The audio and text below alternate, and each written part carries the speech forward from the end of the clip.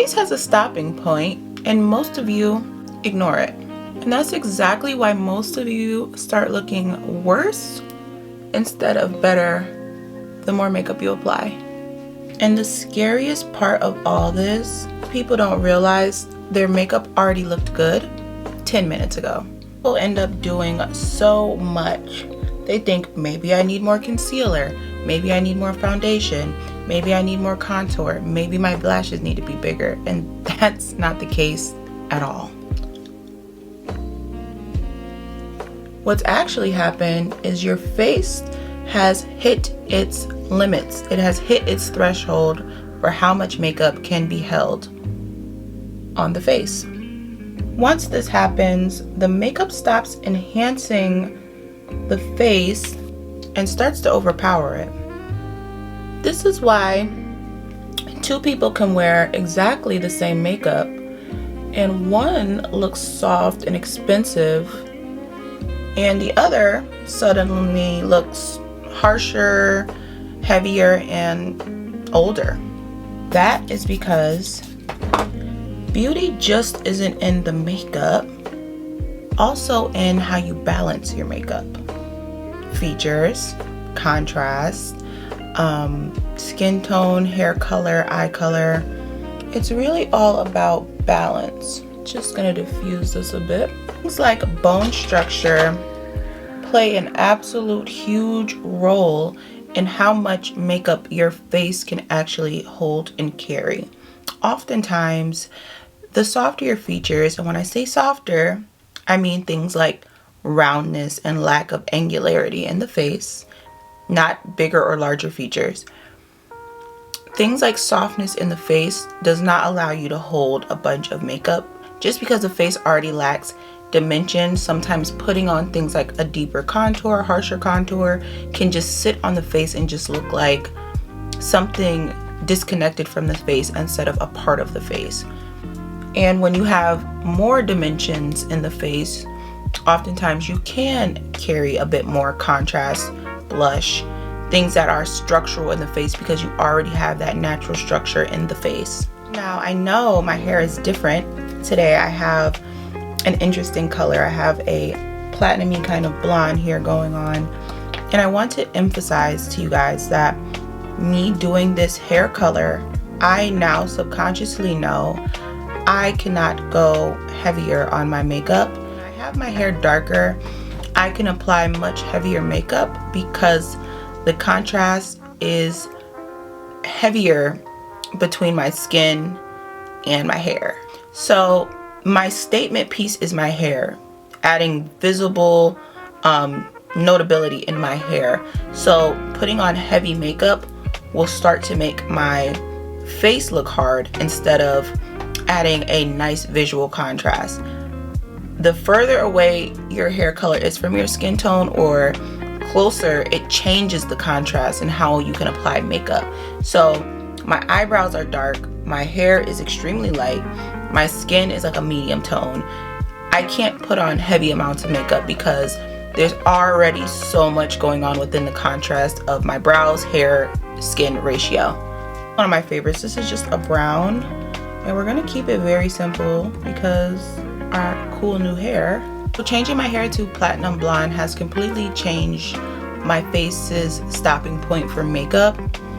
And my hair is darker, I can naturally hold more depth, I can hold more structure, stronger contrast, slightly heavier makeup before my face starts to look overwhelming. But with this kind of platinum hair, my visual balance is now changed, especially considered the platinum hair with the dark eyebrows adds heaviness in my face automatically. So going a bit too heavy in the makeup wouldn't be very flattering. My makeup naturally has to stop earlier. I have to have less heaviness in my makeup to continue to keep a harmonious look to my look. And this is why things like contrast matter so much when it comes to beauty and makeup. I don't know how to emphasize it more other than doing something a little drastic like this, but it's fun to show you guys the visual contrast plays a big role in how much makeup you can put in. You can see the visual contrast on me. Like the hair is super faint, my skin is medium, my brows are dark. It's a bit abrasive. It's a statement in itself. So doing makeup that is even more of a statement will be overriding my face. Oftentimes people tend to think that makeup itself exists outside of you, outside of your beauty, but makeup needs to be incorporated as if it's an extension of you instead of something that you're just putting on like a shirt or a clothing item. So once the contrast of the face changes, your strategy and how you put on your makeup needs to be adjusted as well. Here's a good example. I kind of wanted to wear a lash today, but because of the visual contrast change, this looks a bit heavy to me. This looks a bit intense in comparison to my look. So unfortunately, I won't be wearing a lash, even though I love a lash. Like if I was to go out at a nightclub or something, or the bar, I would put my lash on. But for every day, such a large visual change with my hair, I'm not gonna do that. I'm actually going to a bit of a smoky liner, soft, low contrast, because I want something a bit different, but I don't want to override my face. So now my strategy with my makeup has now changed. Any other day, that's not a heavy lash, I would put that lash on, but because the contrast has changed within my look, I have to play things down. I have to alter and tweak things. I've added a bit of intensity within my eyes, and I've reached my limit with this, so I'm just gonna clean it up a bit. And I'm gonna use a black mascara just because I wanted to do intensity in the eyes, but I feel like anything like a lash that's too heavy, if I had maybe a little lash I could put on the end here just to give a little bit of flare, yes. So instead I just kind of did a smoked out little eyeliner thing, and then I'm just gonna use mascara just to add a bit of intensity but not take it over the edge, because with hair like this and the contrast difference, going over the edge is very, very easy.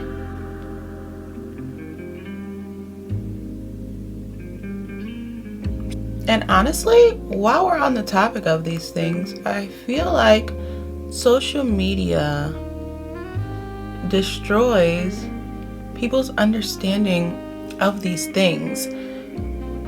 Because once you add filters into the mix, you start to not rely on your true understanding of beauty and makeup and actually what looks good to the natural eye versus what looks good behind a filter or with specific lighting, ring lights, heavy lighting, distorted lighting. Lighting in general that's heavy and lacks dimension, so lights that don't hit you from different angles, take away from the dimension of the face, flattening the face, making things that look a lot heavier in reality not look as bad on camera. So when you're looking at things through the lens of the camera, you start to think you need more makeup than you need to compensate from the lack of dimension in the face based on what you're looking at through a lens. People start compensating with more blush, more concealer, more powder, extra mascara, bigger lashes, and that's where the makeup starts to go wrong. You start to add more and more and more. Now, if I started to add more contour, a lighter one that's not as flattering and that is more opaque, look will start to look so, and I didn't even use a lot. This would not be considered a lot. My look will have gone from balance to, look at this.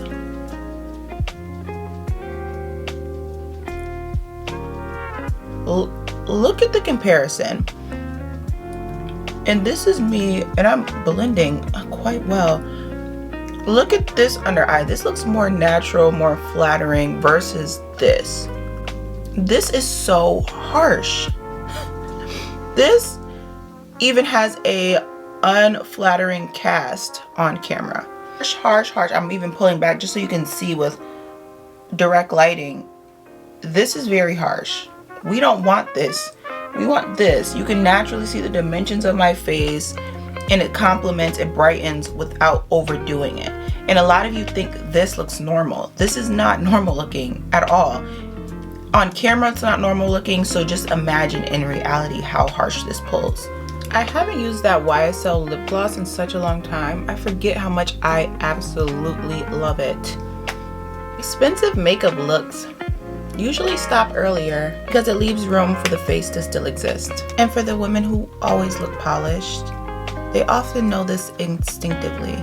They know when to stop.